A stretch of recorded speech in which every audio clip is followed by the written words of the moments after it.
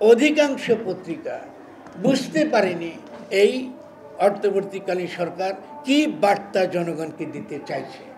প্রত্যেকে বলছে এটা নববর্ষের উৎসব, ওটা কোথাও নববর্ষের উৎসব কথা বলা হয়নি। অন্তর্বর্তীকালীন সরকারের কাছে দুটো দিনই ছিল, চৈত্র সংক্রান্তি পালন করেছি, আমরা নববর্ষ পালন করেছি। এখন চৈত্র সংক্রান্তিটা কেন গুরুত্বপূর্ণ? কারণ চৈত্র সংক্রান্তি আমাদের সংস্কৃতির সঙ্গে যুক্ত। আমাদের কৃষকরা সংক্রান্তি করে, বৈশাখ মাস যখন আসে তখন চিত্রা নক্ষত্র, ওই যে নক্ষত্রের সঙ্গে যোগ, গ্রহের সঙ্গে যোগ, তাদের জীবনটা গ্রহ নক্ষত্রের সঙ্গে যোগ, ঠিক আছে?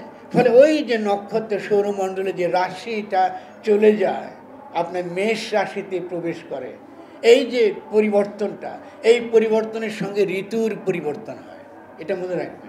এই ঋতুর পরিবর্তনটা তারা উৎসব করে, এটা সংক্রান্তি। এটা হলো 1 নম্বর। 2 নম্বর হলো আমাদের সংস্কৃতিতে, এখানে যারা সংস্কৃতি করছেন তাদেরকে বলছি, আমাদের সংস্কৃতিতে ক্যালেন্ডার নেই, ক্যালেন্ডার নেই। আমাদের সংস্কৃতির ঋতু আছে, ঋতু ফিরে ফিরে আসে। আপনি যখন বৈশাখ করে বলেন সমস্ত আবর্জনা অতীতের ধুয়ে যাক, মুছে যাক, তার মানে আপনি আপনার ঐতিহ্য অস্বীকার করছেন, আপনার ট্র্যাডিশন অস্বীকার করছেন, আপনার ধর্মকে অস্বীকার করছেন। ফলে পুরানো বলে কিছু নাই। এগুলো কলোনিয়াল আমল আমরা শিখেছি যে পুরানো সব আবর্জনা, পুরনো জিনিস সব খারাপ, এটাকে ফেলে দিতে হবে, এগুলো কলোনিয়াল মেন্টালিটি। ফলে এই যে সংক্রান্তি করার মধ্য দিয়ে আমরা নতুন যে সংস্কৃতির আমরা উদ্বোধন করলাম, এই উদ্বোধনের মানে হচ্ছে আমরা নতুনভাবে নিজেদেরকে জানার চেষ্টা করছি। কারণ আমাদের জনগণ, আমাদের জনগোষ্ঠীর জীবনটা কিসের সঙ্গে যুক্ত? গ্রহ নক্ষত্রের সঙ্গে যুক্ত। এই সিম্পলি এই যে বাজার ব্যবস্থার মধ্যে গড়ে ওঠা যে বিনোদন সংস্কৃতি, এটাকে আমরা সংস্কৃতি বলি না। ফলে সংস্কৃতির কিন্তু দুটো মানে আছে, একটা বিনোদন যেটা কোম্পানিগুলো করে এবং বিনোদনের জন্য টাকা পয়সা করে, নাচা কুদা করে, সমস্ত কিছু করে, এটাকে সংস্কৃতি বলে না।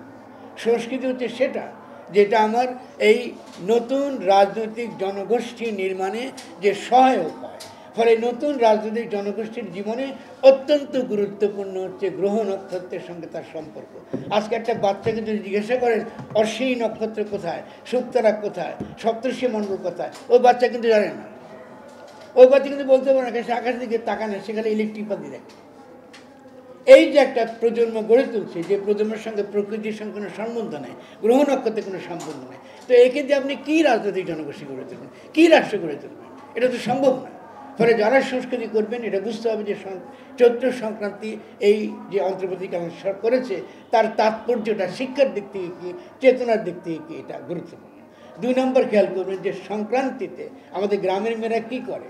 আমাদের গ্রামের মেয়েরা 14 রকম শাক তোলায়। কীরকম শাক? অনাবাদী শাক, যে শাক আমি আবাদ করি না। কেন আবাদ করি না?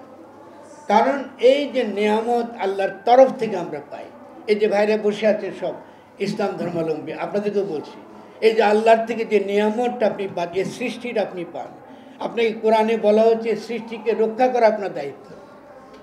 এই সৃষ্টিকে রক্ষা করার দায়িত্ব, এই জন্য আপনাকে খলিফা বলা হয়েছে সূরা বাকারায়। আপনারা কি সেই দায়িত্ব পালন করেছেন? আপনার ধর্মের কথা বলেন, আপনাকে এই দেশের জনগণকে এই যে বিষ ব্যবহার থেকে রক্ষা করেছেন? আপনারা বন রক্ষা করেছেন?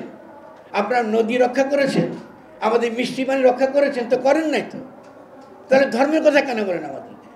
ধর্মের কথা বলার মানে হচ্ছে যে আপনাকে যে দায়িত্ব দিয়ে দুনিয়ায় পাঠানো হয়েছে, এত বড় সম্মান দিয়েছে যে আপনি খলিফা, আপনি এই সৃষ্টি, তার যে সৃষ্টি তাকে রক্ষা করা আপনার দায়িত্ব।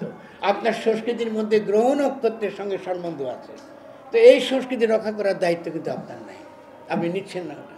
আপনি খালি পরকাল পরকাল করছেন। আমাদের পরকালের জন্য বাঁচি না, আমাদের বাঁচি ইহকালের জন্য। ইসলাম তো খ্রিস্টানিটির পরে এসছে, খ্রিস্টানিটি পরকালের কথা বলেছে, ইসলাম তো ইহলোকের কথা বলেছে। আপনি যখন মোনাজাত করেন, আপনি কী মোনাজাত করেন? আপনি বলেন আগে দুনিয়াতে কী বলে, ফির দুনিয়া হাসানা, তারপর না ওয়াফির আখেরা হাসানা বলেন, বলে আখেরাতে কথা পড়ে, ওটা আল্লাহর উপর ছেড়ে দেন, ওটা সে বিচার করবে। কিন্তু আপনি সেই বিচার করতে বসে আছেন। আপনি জান্নাতের টিকিট দিচ্ছেন কাউকে, কাউকে জাহান্নামের টিকিট দিচ্ছেন বসে, এগুলো কি ধর্ম বলে? তাহলে সংস্কৃতির ব্যাপারটা আসবে যখন আপনি সংস্কৃতির পুরোমাত্রা আপনি বুঝবেন এটা মানেটা কি, এটার সঙ্গে আমার ধর্ম যুক্ত, এটার সঙ্গে আমার সংস্কৃতি যুক্ত। এবং এই যে তৌহিদের কথা বলি, তৌহিদ হচ্ছে সমষ্টিগত চেতনা।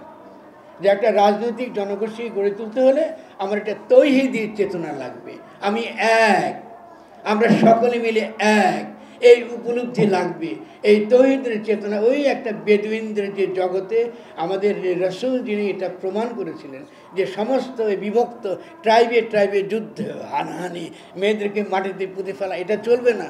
আমরা সকলে এক, আদম হাওয়ার সন্তান, একই প্রজাতি, আমরা একসঙ্গে বাস করব, আমাদের একটা বিশ্ব সমাজ আমরা তৈরি করব, একটা উম্মাহ তৈরি করব।